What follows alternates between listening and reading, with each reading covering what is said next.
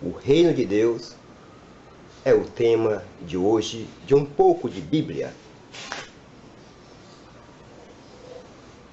Marcos 1,15, Lucas do 9 ao 1.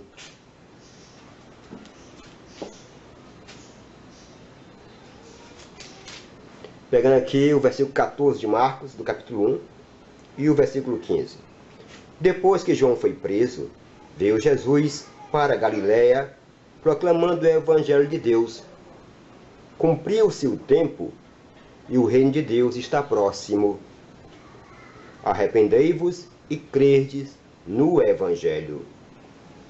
Lucas 9, versículo 1.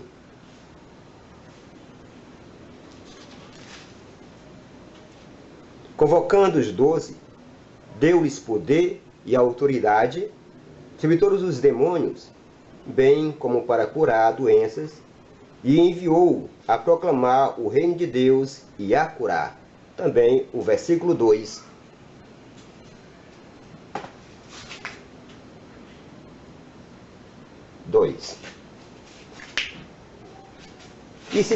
E a gente se pergunta, o que é esse reino de Deus anunciado por Jesus?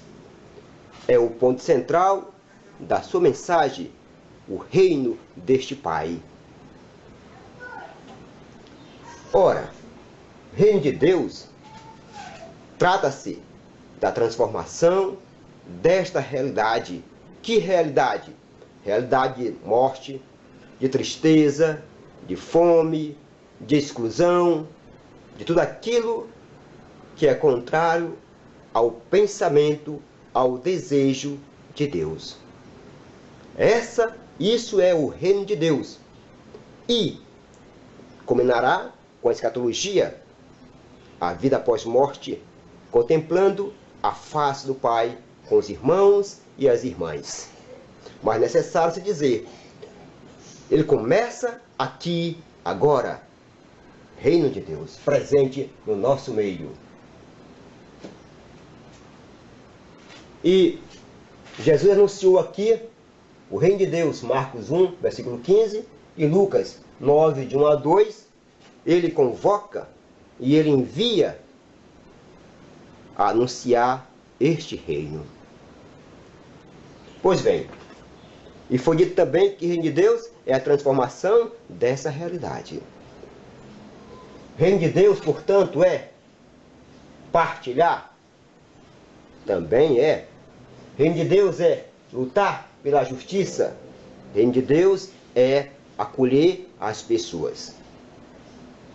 E posso dizer muito mais sobre o reino de Deus. Aqui é apenas um pequeno exemplo para a gente poder se basear e enxergar melhor esse reino tão anunciado por Jesus de Nazaré. Partilhar, justiça, acolher. Tudo isso daqui é reino, porque o reino de Deus é vida e liberdade. Esse é o projeto de Deus para a humanidade.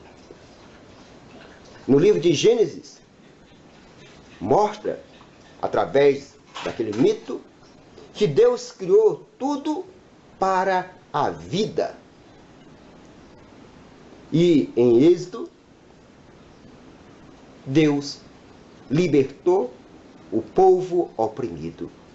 Então daí conclui-se que todo o projeto de Deus é simplesmente este: vida e liberdade para todos e todas. Portanto, quem anuncia hoje este reino, é necessário olhar para a pessoa de Jesus, para o anunciador desse reino, para nele se espelhar. Portanto, é imprescindível olhar para Jesus de Nazaré. Como ele agiu, como ele viveu, o que ele falou, o que ele faria hoje.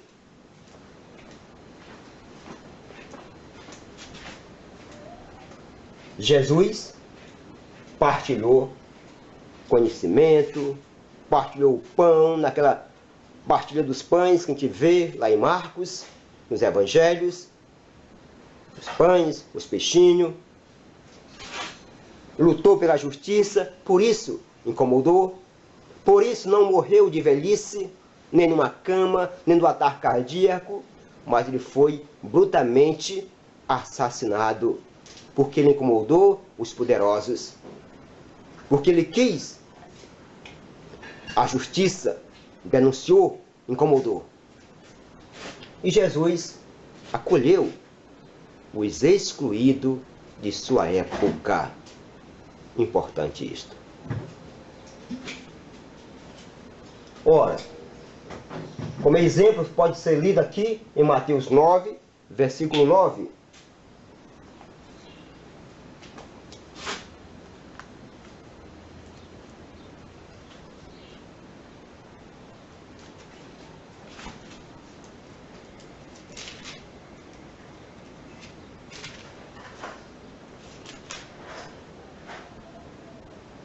Indo adiante, viu Jesus um homem chamado Mateus, sentado na coletoria de impostos, e disse-lhe: segue-me.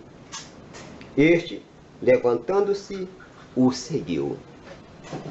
Jesus chama para fazer parte daquelas pessoas que iriam, logo em seguida, ser enviadas a anunciar esse reino, uma pessoa que era mal vista pelo povo judeu, um cobrador de impostos, um publicano. Jesus chama-o, ou seja, Jesus acolhe essa pessoa. Com isto, é bom também enfatizar que Jesus chamou outras pessoas também, acolheu outras pessoas, acolheu as mulheres, também eram suas seguidoras. Diz o Evangelho que várias mulheres seguiam Jesus. Em outras palavras, eram, portanto, discípulas de Jesus. E foram discípulas fiéis, porque foram até a cruz.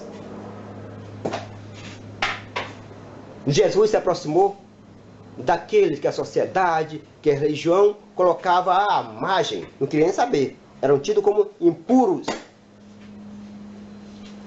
Os leprosos, os cegos, os paralíticos, os coxos. Portanto, o reino de Deus, ele é diferente do reino deste mundo. Ele não é igual, ele é diferente. Os reinos deste mundo excluem, matam, jogam para longe as pessoas, deixam à margem. O reino de Deus é o contrário de tudo isto.